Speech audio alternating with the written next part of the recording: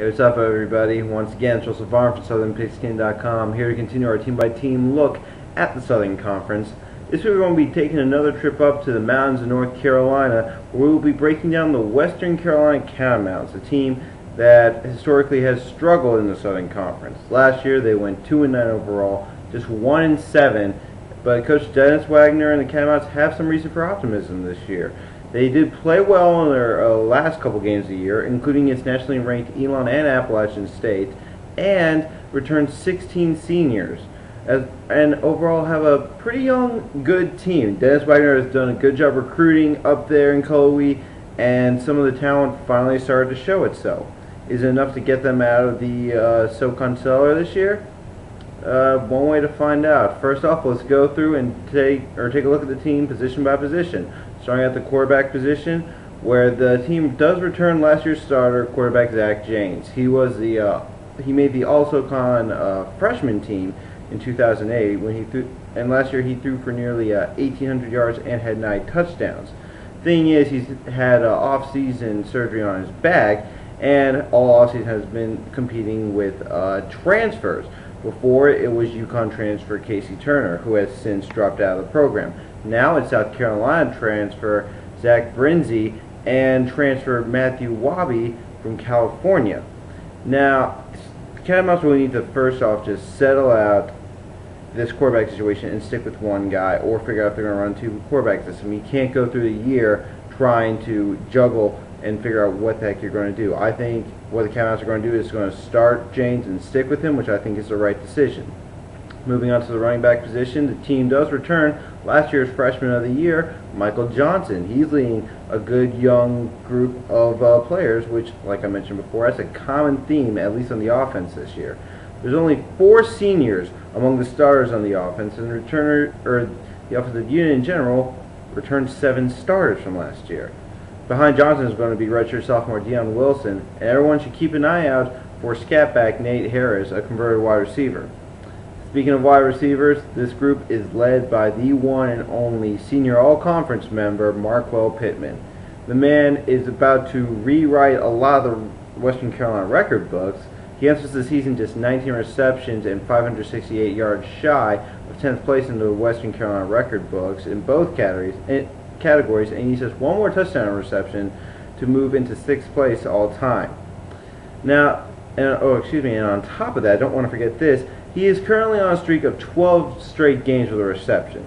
Now, obviously, Pittman's really good, but he needs to have a little help. Maybe a sophomore Jacoby Mitchell or Central Michigan transfer Deja Alexander. He just needs somebody to help get all the attention off of him. Offensive line is going to have to replace 3 starters from last year, but they return 2 redshirt sophomores in Teddy Roney and Nathan Pottsill, and senior Josh Hammond, who missed last year due to injury. More good news is that the Catamounts sport the most depth here at offensive line, let me rephrase that. The Catamounts have the most depth along the offensive line that Dennis Wagner has ever had, hands down. Defensive line, this is a group that really needs to step up its play from last year.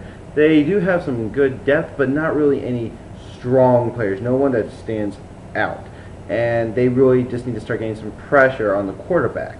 Last year they had only 14 sacks total, which is 3rd worst in the conference. Only Citadel and Furman have less. Can't have that again this year.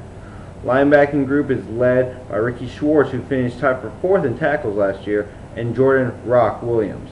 One of the biggest additions to the defense, or just the team in general actually, is going to be Adam Hearns, who missed last year, and if you go back and look at Hearns' career, he has played nearly every position for the Catamounts. He's done a little bit of everything: running back, wide receiver. I mean, anything the guy has done, or anything the team has asked him to do, he has done. And now they're asking him to move to defense, where he's going to play a hybrid drop linebacker position for the Catamounts. Keep an eye out on him this year. Defensive backs for the Catamounts, they are led by senior All-SoCon member Mitchell Bell, who saw him tied for 4th with the aforementioned Ricky Schwartz in tackles last year, and was tied for the team lead in interceptions. Problem with that stat is a little deceiving because they only had 2 total interceptions all year, and forced 8 fumbles. That's a grand total of 10 turnovers. Again, just like the sack statistic needs to improve, so does the turnover statistic. I mean, they can't go any further down from here, right? They have to improve, and it's something that, from what I've been hearing, the defense has been working on all year. So I expect to see improved play out of there. As far as prediction goes, this year's going to be a step forward for the Catamounts. I see, now this isn't going to sound like much, I see a 3-win season, but this is a season that the Catamounts finally move out of the cellar of the SoCon and start making a few steps towards the middle tier of the Southern Conference. They're finally, they'll be able to catch up with the other teams. I think they're going to overtake Citadel, who, as I mentioned before, they're going to finish in last place. Excuse me, that's it for this week, guys. Tune in later this week when we're going to be taking a look at the Wofford Terriers as the finale of our Southern Conference breakdown here at Southern Pigskin. And remember, if you want to look good like me, go over to southernpigskin.com and check out the Pigskin store.